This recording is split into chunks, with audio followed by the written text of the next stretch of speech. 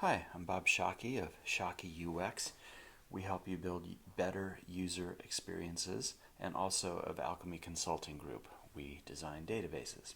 And today I'm going to be going over MegaToDo. MegaToDo is an advanced to-do list, and it features many things that go beyond your traditional text and checkboxes type of to-do list. You can integrate it into your own solutions. You can use it standalone as is. It's free to download from ShockeyUX.com, and this particular video is going to be all about how to use MegaToDo from a user and administrator perspective. Later videos will cover the nuts and bolts of how MegaToDo works under the hood and how to integrate it into your solutions. But let's jump in with the user end of things right now. First time you open MegaToDo, the master password is admin, as is the account name. So how you see it spelled here is exactly the same for the password. I click sign in, and it takes us to this start screen. And I'm going to click the start button, and because we don't have any users set up for MegaToDo, it's going to take me straight to the user setup screen the first time. If there are later users that I want to add, I can come back to this screen, but the only time that it will take me here by default is when it's being opened and set up for the first time. I'm going to go ahead and type in Joe Stevens as a user. His initials are JS. His login name that he uses when he logs in is going to be Joe S.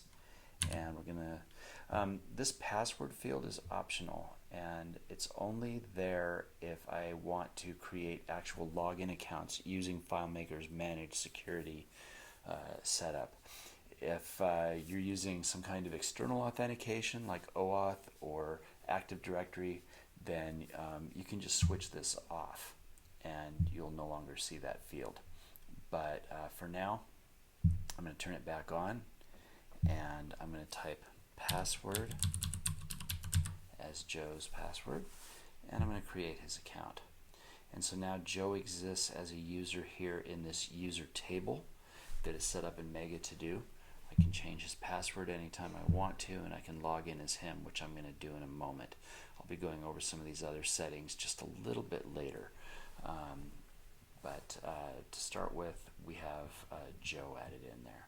Now I'm going to go ahead and create a second user because that's going to be helpful a little bit later on for when we look at the delegation aspect. So I'm going to just go here and type in, her name is going to be Debbie Dozer. Oops. Her initials are going to be DD. Her login name is going to be Debbie D. Sorry for fumbling around a little bit here. And her password is also going to be password. And I am going to create her account. And now both Joe and Debbie now have accounts in the system. Now I've been playing around with it a little bit. Normally it would start with 1, but as the user number, but because I've been testing it and stuff, it's starting with 5, and I didn't reset that serial number. Don't be thrown off by that. When you set up your first user, it will be a 1 as that user's number. And that user numbering is important because it helps to avoid record locking. We'll be going over that later in the under the hood sessions. But for now, that's all you need to know about it, I think.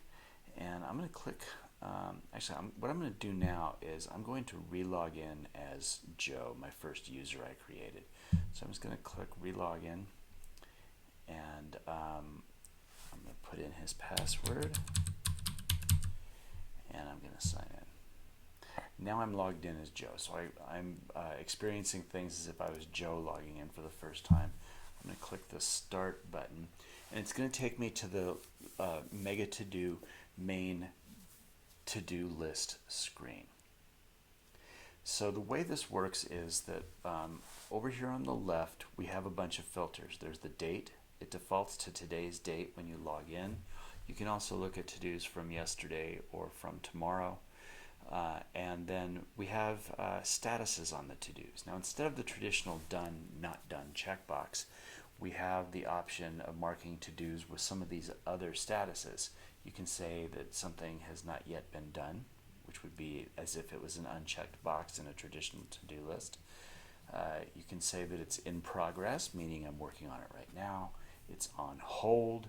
Something is holding it up from getting done that's beyond your control. Maybe you had a to-do to call somebody and you called them and you got their voicemail and you left them a message and you're waiting to hear from them. You don't want to forget that you need to talk to this person, so you put it on hold so that it doesn't have to get marked as complete, and it doesn't also have to be left as not done at all, which is not quite right either in that situation. Canceled. I've decided not to do it. I've completed it, or I've delegated it to someone else. And again, we're going to go over delegation just a little bit later. And then sometimes to-dos have a priority too. Maybe you think it's a very high priority and you're going to mark it as a 1, or maybe you think that it's very low priority, you're going to mark it as a 5, or anywhere in between. And then you can also choose to see items that are delegated to you. But right now we don't have anything in the to-do list yet, so I'm going to create a couple of new to-dos really quick here for Joe, and I'm going to go over what some of these aspects are. By default, every to-do that gets created has a middle priority of 3. Now let's say that this thing is something he really wants to make sure gets done today, so we're going to take that to a 1. And you can see you can just cycle through these statuses just by tapping on the button. And I'm going to say that this one is it's a personal to-do. I'm going to pick up my dry cleaning. Yes. And I want to do that by the end of the day, and that's what EOD stands for. So there are several different times of day that you can also set for it to do. You may want to make sure that you get something done in the morning before lunch. You want to make sure it gets done after lunch. You want to make sure it gets done before end of business. That's what EOB stands for. EOD stands for end of day, and OG stands for it's an ongoing item, meaning that it's something that you're working on that's a longer term task, and you can mark it as ongoing. And so I went ahead and I marked this as something I just want to get done by end of day. And now I am going to also look at the statuses. Okay, so this item could be pending, which in this case it makes sense that we haven't picked up the dry cleaning yet, so it is a pending item. But I could also mark it as I mentioned before, in progress, on hold, canceled, complete, or delegated. These next two buttons are just on or off switches. This one right here is I can mark something as perpetual. So let's say I was setting it for a date in the future, maybe a week from now, and it's something that's a bigger project. Then I can set this button, and it turns blue when you set it, and that just means that it's going to show up in my list even though the due date is somewhere down the road. I'm going to turn that off for now. And then this last one is to mark something as personal. We all have busy lives. We all have things that go in our to-do list that are both personal and work-related, and that's what this is about. I like to see my own personal items delineated as personal versus something I have to do for work. So I mark it as personal, and it'll show up a little bit differently in the list. So now that I've got it all set up, oh, by the way, I could delegate it to another person, and I can also put a note on it. So I could put in maybe an email address, a phone number, something I want to remind myself about, anything having to do with that particular to-do. I can have a note that gives me more information about it besides the actual task. And I'm going to go ahead and I'm going to add this item, and it now shows up in my list. Now, one thing you don't want to have to do is to keep having to hit this edit button, although you can, to go back and make changes. So what I did was I made it so that you could manage all of the parameters right here in the row. This is italicized, right now because it's a personal item. You'll see when I add another business related item, it will not be personalized. Here's my time of day. It's exactly 0 days out because I set it to happen today. And it was created by me as Joe Stevens. It's not marked as being a perpetual item, and if I wanted to delete it, then this delete button right here would allow me to do that. I'm going to go ahead and create a second to-do now, and this one is going to be something that I need to get done for work. I need to call, let's see, I need to call Mary Warner, and this is an important item, but not as important as picking up my dry cleaning apparently. I want to make sure it gets done in the morning, and it is a pending item, and that's about all I need to know about it. Oh, I can put in her phone number here, so I'm going to put in her phone number. It's 213-636-9952, and I'm going to go ahead and add this item, and now we can see that that is also in here, and it is not italicized because it is a business related or work related thing. And so now that I have a couple of to-dos, what I'm going to do is I'm going to create one more, and this one more to-do is going to get delegated to that other person that I created, Debbie. So I'm now going to create another to-do as we've seen before. This is something that I want done by end of business today. The task is to run the TPS reports. I'm delegating it to Debbie Dozer, and get this done. Okay. And I'm going to go ahead and add this item to my list. And you can see now that it's been delegated to Debbie. In fact, I can actually change the status, and I can say that it's been delegated. And the nice thing about that is that if I want to do a kind of a fire and forget kind of thing where I just tell Debbie to do it and I know it's going to get done and I don't want to see it in my to-do list anymore, when I'm setting up my filters over here, I can say I want to see pending, in progress, and on hold items only, and refresh that. And now the one that I've delegated, because I didn't choose delegated as one of the statuses I want to see, it disappears from the list. If I do want to see it, then I just have to hit delegated and the refresh button, and it's going to show up.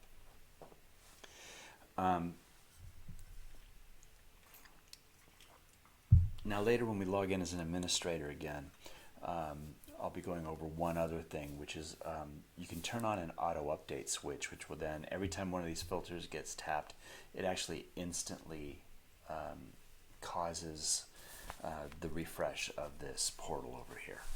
But for now, what I'm going to do is I'm going to close the file, and I'm going to open it again. So recent, and let's open MegaToDo. And I've got my screen constrained down because I've got a huge monitor, so these dialogues are popping up off screen. Forgive me for that. And I'm going to log in as, actually I'm going to log in as Debbie D. And her password is password, and I'm going to sign in. And now here we are once again on MegaToDo list. I'm going to click the start button. And now I'm here as Debbie, and I'm not seeing any of those to-dos that got created before because they're not mine. And I need to create a new to-do, though. I'm going to create one that's called Call Joe Stevens, the other guy. And it's not going to get delegated to anybody, but it is a high priority item, so I'm going to mark it as 1. I'm going to say add this item, and now I have that as a to-do. But now I want to see things that are delegated to me. So what I'm going to do is I'm going to flip that switch, and now I can see that Joe has assigned to me the task of running those TPS reports.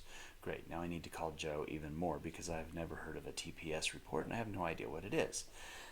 So anyway, you can see that this gives us a way of sort of communicating tasks between people and keeping track of what's getting done and what's not getting done. So then if I'm Joe and Debbie decides that she's going to set this task to in progress, now I'm going to see that show up in my list, and it's going to, I'm going to see how she's progressing through it. So there's a lot of power here in the way this works. I'm going to close this one more time, and I'm going to log in again. And I'm going to log into MegaToDo. Once again, the dialog is popping up in the wrong place. And now I'm logging in as the admin user. And when I click the start button, I'm just going to see everybody's to-dos in here. It doesn't really matter. The admin user is not normally set up as a regular user who would go in here and actually assign tasks. The admin user should really be just the person who does development on the system and manages users. And you can divide those things up if you integrate it into your own solution however you want. Slice and dice away. But one thing that the admin user does see that no one else does is this button right here, which will take us to this user setup screen that you saw before. And what I'm going to do is I'm going to set up Joe to auto update. And later versions we might make this something that's available to the individual users. For now, it's an admin function. And so now that Joe is set up to auto update, what I'm going to do is I'm going to click done. And I am going to log out and log back in one more time. MegaToDo. And I'm going to log in as Joe Stevens. And now for Joe, when he's viewing all of his to-dos, when he filters, it's now going to filter instantly every time he clicks one of these buttons. So for example, I just told it to filter down by priority, so I only see my high priority items. Maybe I want to see the ones and the twos. Okay, there we go. So instead of having to click this refresh button, because I flipped that switch as a setting for Joe, who's a little bit more of a power user, I know that I can use these as filters. By the way, one filter I didn't talk about is a kind of an obvious one. Maybe that's why I skipped it, but it is that you can filter by date. So I can see to-dos that are set for other dates as well. And that is about it for the basic user experience for MegaToDo. Oh, no, I left one thing out. One more thing. I'm going to change the date on this one. Now you notice that the date turns red if it's a day, if it's still an active to-do and it's a date earlier than today, then it shows up as red just as a warning. Also, if something is set for a date in the future, it's going to be gray. But if it's today, if it's a task for today, it shows up as blue. So just some little mnemonics to help you remember, what's what when you're looking at this. And now this item is set for yesterday, and I could leave it as an overdue item in my list, and then that gives it some urgency, and that's a good thing. But let's say I've decided not to do it yesterday. I decided I was going to do it today. So I'm just going to move it up so that it's not constantly pestering me that it's a past due item, because I'm not going to do it till after work and I don't want to see it. So clicking this arrow brings everything forward that was on a previous day. And you could make that something that you can do on a line-by-line basis when you integrate this into your own solution. But that's the way this one works for now. And that's about it for the basics of how to use MegaToDo, both from an administrator perspective and from a user perspective. Then, like I said, the next videos will be about looking under the hood and seeing how MegaToDo works and how you can integrate it into your own solution. Thanks for watching. Have a great day.